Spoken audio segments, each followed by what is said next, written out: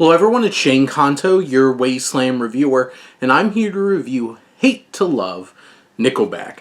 And this is a new documentary about Nickelback, everybody's favorite band.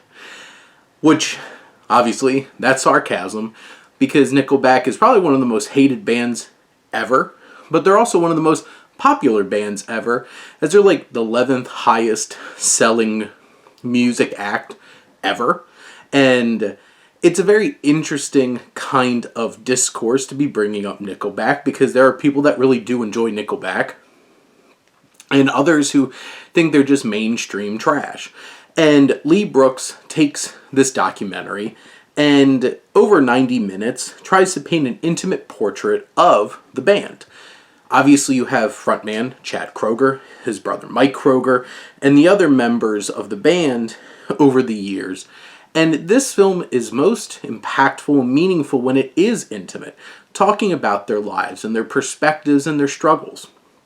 It starts off with some pretty surprising elements of their upbringing and some trauma there that you're just like, oh, this is getting heavy for what most people would expect a very, easy, light documentary about Nickelback. And it's when they're being real and impactful and really talking about their experiences and the things they've been through and how this hate has affected them.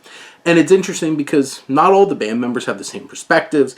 Mike and Chad are very different types of people. And, Chad Kroeger seemed to have been getting up to a lot of shenanigans in his life, to the point where he thought he was going to wind up in jail, and then got into music. And you have Mike, who's much more level-headed, kind of just lets things go to the wayside, can't focus on all the hate and everything.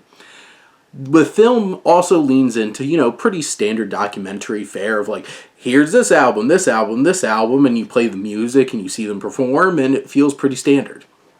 There's definitely elements they could have dove a little bit deeper on, and there's definitely some, expected mechanisms of a documentary, some dramatization, stuff like that.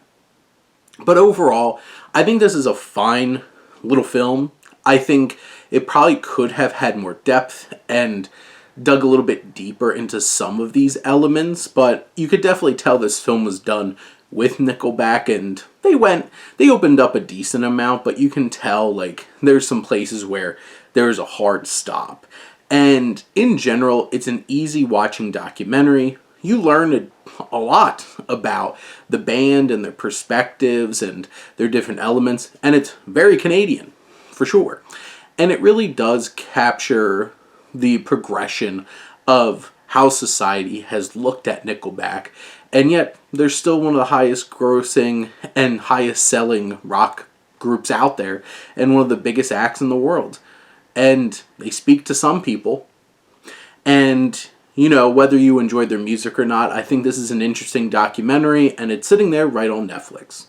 But those are my thoughts on Hate to Love, Nickelback. Let me know what you think, and let's talk some movies. But thank you as always for tuning in and supporting your Wasteland reviewer.